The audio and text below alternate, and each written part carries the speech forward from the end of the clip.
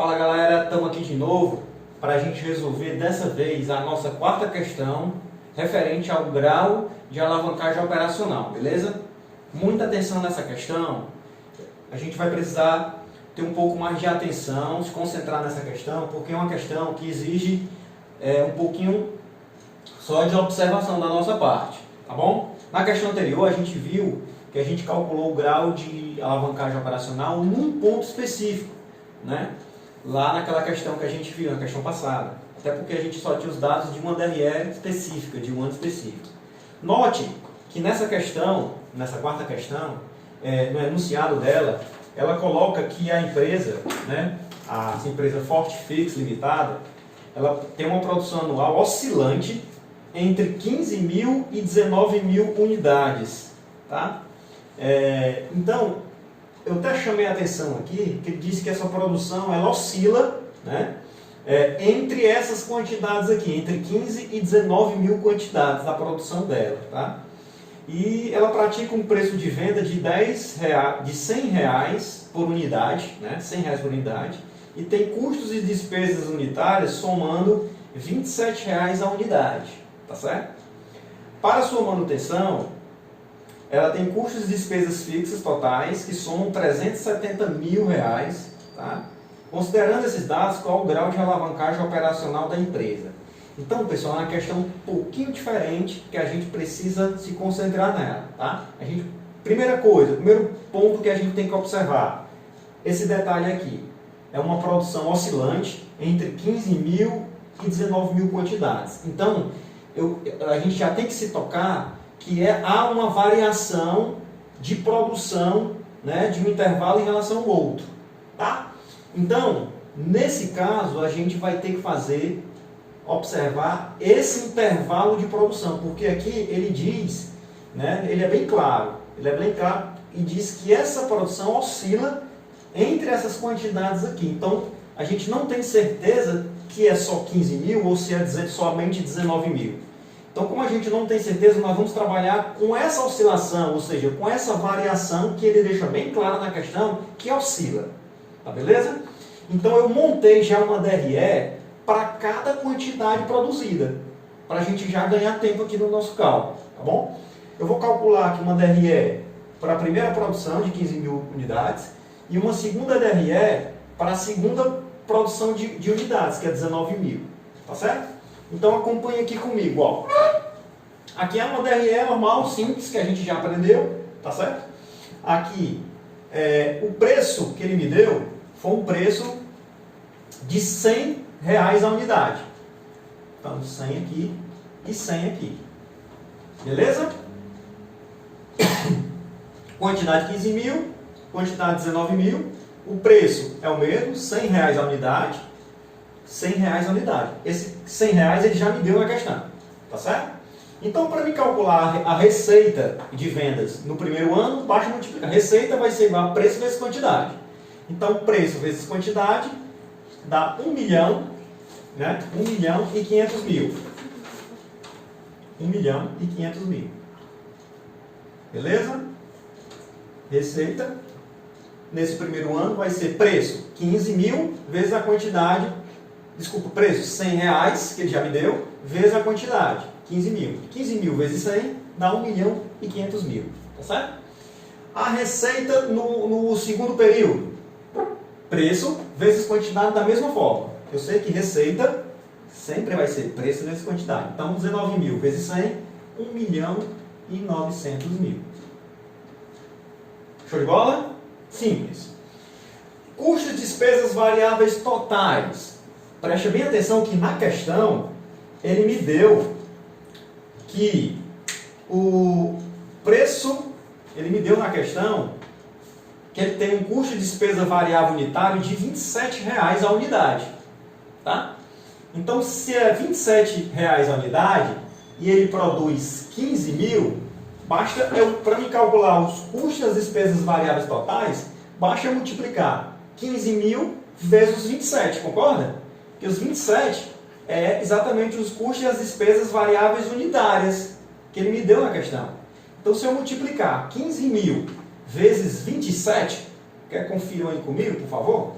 15 mil vezes 27 reais dá 405 mil reais. Confere? Por favor, aí a produção, conferindo. Obrigado. Da mesma forma, eu vou aqui para a minha segunda DRE. Se eu pegar 19 mil quantidades e multiplicar pelos 27 reais, que é o meu custo variável unitário, vai dar 513 mil. Ok?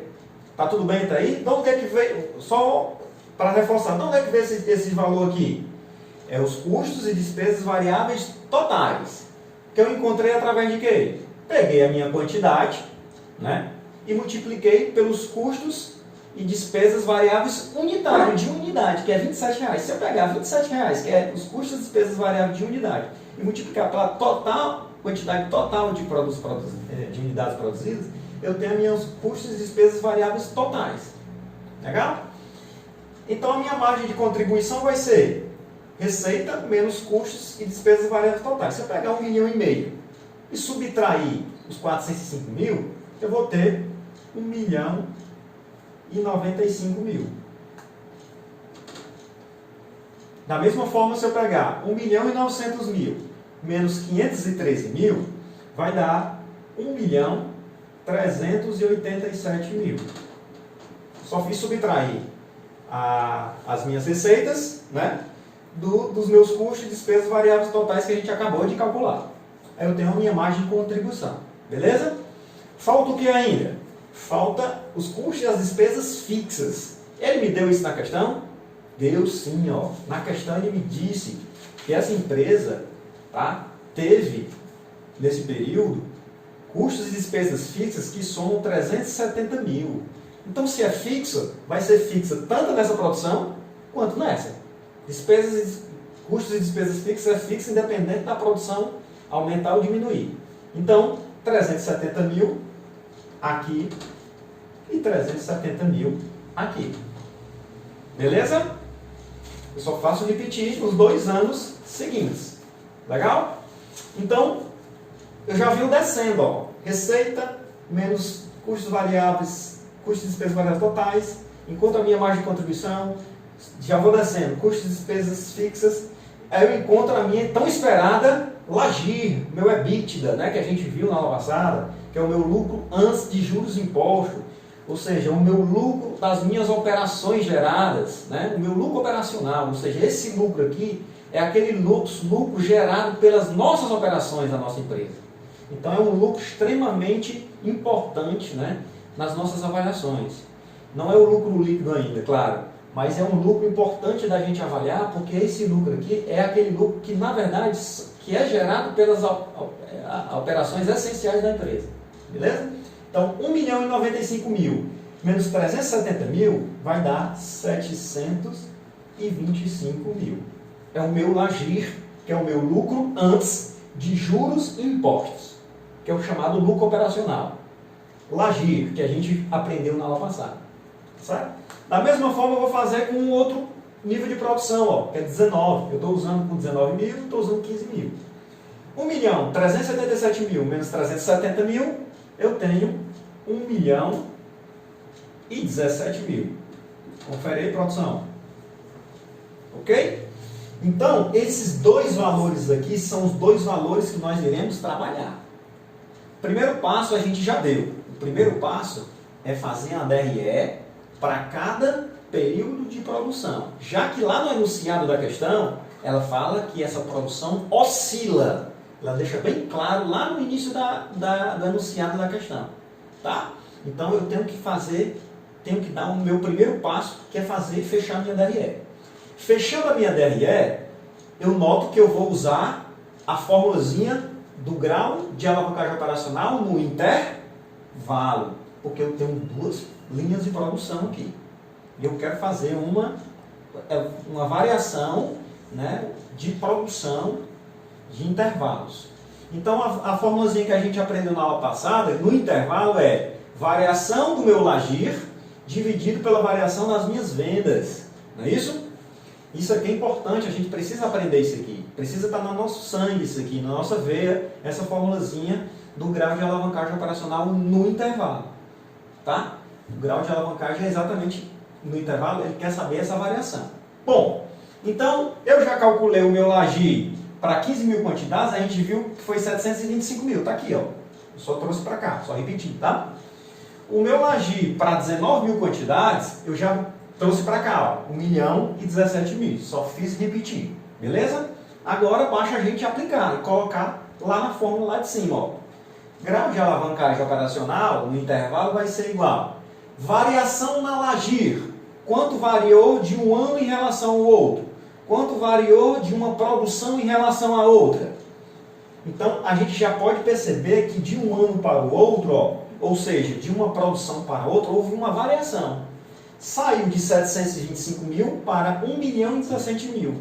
Quanto variou daqui para cá? Que é o meu numerador. Variou 40%. Para a gente saber de onde é que vem esse 40%, basta eu pegar esse cara, dividir por esse, menos 1 vezes 100.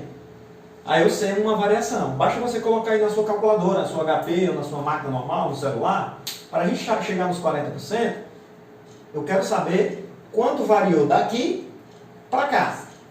Então, é só fazer esse cara, dividido por esse cara, menos 1 vezes 100. Eu sei que vou chegar nos 40% de variação de uma produção em relação à outra. Beleza? Então, os 40%. Dividido pela minha variação nas minhas receitas. Ó, da onde é que estão as minhas receitas? As receitas estão aqui, ó, a gente já fez. As minhas receitas eram 1,5 milhão nessa produção e pulou para 1 milhão e 900 mil nessa produção. Então, quanto variou daqui para cá? Que vai ser o meu denominador? Basta eu fazer o mesmo. Eu pego 1 milhão e 900 mil, divido por 1 milhão e 500 mil, o resultado, menos 1 vezes 100 para calcular o percentual. Então, esses 26 aqui é exatamente essa variação desse cara para esse cara aqui. Tá? Então, o grau de alavancagem no intervalo, ele só quer saber quanto variou. Percentualmente, claro, né? A gente está trabalhando com percentual. Esses 26 é exatamente de 1,5 milhão para 1 milhão e 900 mil, variou 26%. Então, grau de alavancagem no intervalo vai ser 40 dividido por 26. Meu grau de alavancagem operacional vai dar 1,52. Nosso gabarito, letra B. Legal, pessoal? Então, uma questãozinha um pouquinho mais trabalhosa, mas que a gente precisa se concentrar, perceber essa questão da DRE, que isso aqui é o ponto-chave da questão, tá certo? Fechando a DRE, você consegue resolver a questão com tranquilidade, tá certo? Lembrando que a fórmula do grau de intervalo, ele quer saber exatamente a variação da LAGIR, que é o último ponto calculado, dividido pela variação das receitas, tá legal? Então, forte abraço para vocês e até a próxima. Valeu!